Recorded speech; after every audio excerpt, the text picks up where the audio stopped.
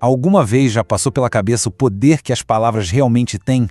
Não só, sabe, como um jeito de botar para fora o que a gente pensa, mas como as próprias arquitetas do nosso mundo.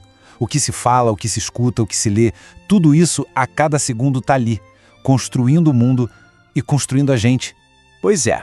E se as palavras que a gente usa não estão só descrevendo o mundo, mas estão, de fato, criando ele? Essa pergunta foi a obsessão de um dos maiores gênios do século XX, o filósofo Ludwig Wittgenstein. Um homem que dedicou a vida inteira a essa questão para nos mostrar que a linguagem, olha, não é um espelho parado. É uma força que cria. Então, vamos fundo nisso. Por muito tempo, a filosofia estava de olho em outras coisas, sabe? Na alma, no universo. Mas aí, alguma coisa mudou. E mudou para valer. Pensadores como Wittgenstein sacaram que, antes de sair falando sobre qualquer verdade, a gente precisava entender a nossa principal ferramenta, a linguagem. E eles descobriram que ela não é assim, transparente. Pelo contrário, ela tem regras próprias, tem suas armadilhas. No comecinho da jornada dele, Wittgenstein teve uma ideia, uma ideia linda, poderosa mesmo. Uma visão da linguagem como algo perfeito, lógico. A ideia dele era criar um mapa perfeito, onde cada palavra, cada frase, refletisse com exatidão um estado de coisas no mundo. Uma correspondência de 1 para 1, sem tirar nem pôr, sem confusão. E aqui a gente vê a beleza e a simplicidade dessa primeira teoria. De um lado, um fato no mundo. O gato está no tapete. Do outro, uma frase que espelha isso perfeitamente. Mas o próprio Wittgenstein não demorou para perceber que a vida e a linguagem são bem mais bagunçadas que um simples reflexo no espelho. E aqui que a história tem uma virada daquelas. Ele simplesmente abandona a própria teoria. Ele percebe que a linguagem não tem nada a ver com um espelho. É algo vivo, dinâmico. É mais parecida com um jogo. Ou seja, a chave está toda aqui. O significado não está lá, paradinho no dicionário ou grudado numa coisa. Não, ele nasce do contexto, de como a gente usa as palavras no dia a dia. Pensa num jogo de xadrez. A peça do cavalo só tem seu valor, seu movimento, dentro das regras do xadrez. Fora do tabuleiro é só um pedaço de madeira, né? Com as palavras é a mesmíssima coisa. Olha que exemplo fascinante. A palavra energia. No jogo da ciência, num laboratório de física, ela tem umas regras, um significado. Agora, no jogo da espiritualidade, numa meditação, a palavra energia tem outras regras, outro significado. O contexto muda tudo. A grande sacada é entender qual jogo está sendo jogado. Agora, vamos levar essa ideia para um lugar ainda mais fundo, mais pessoal. Como é que esses jogos de linguagem acabam definindo a realidade que cada um de nós vive? E aí a gente chega numa das frases talvez mais potentes de toda a filosofia. Percebe a força disso?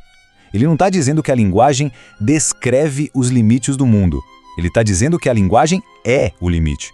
É como se cada um vivesse dentro de uma bolha, feita das palavras que conhece. O que está fora dessa bolha, aquilo para que a gente não tem nome, é praticamente invisível. A linguagem não é uma janela para o mundo. Ela é a casa onde a nossa mente mora. Beleza. Agora, vamos sair do individual e olhar para a sociedade. Porque esses jogos de linguagem, eles são jogados numa escala gigantesca. Pensa só, discursos políticos, publicidade, as notícias que a gente consome, tudo isso são jogos de linguagem poderosíssimos feitos para moldar nossa percepção e influenciar o que a gente faz. Eles definem os termos, estabelecem as regras e, com isso, guiam o nosso pensamento.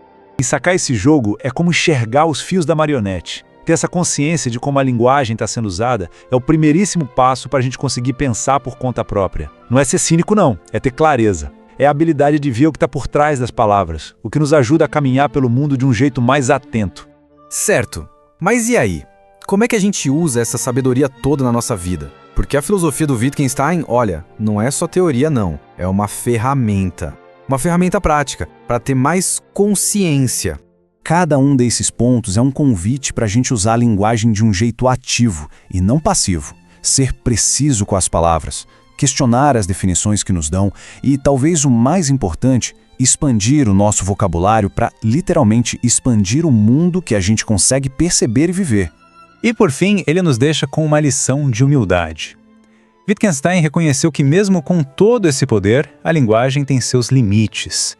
Existe um lugar, na nossa experiência, na arte, na ética, um lugar que as palavras não conseguem tocar. E tentar colocar essas coisas em palavras, às vezes é até diminuir a experiência. Nesses momentos, o silêncio é a coisa mais honesta a se fazer. A linguagem, então, não é só uma ferramenta, é a matéria da nossa existência. Dominar essa matéria é dominar a própria realidade. A pergunta que fica, no fim das contas, não é para um filósofo do passado, é para cada um de nós, agora. Que palavra, a partir de hoje, vai ser usada ou talvez deixada de lado com mais consciência? A escolha, ela constrói o nosso mundo. Se esta cápsula de conhecimento expandiu sua mente, há muitas outras a serem descobertas. Inscreva-se e ative as notificações para não perder a próxima dose de reflexão. Sua perspectiva é importante. Deixa nos comentários. Até a próxima cápsula.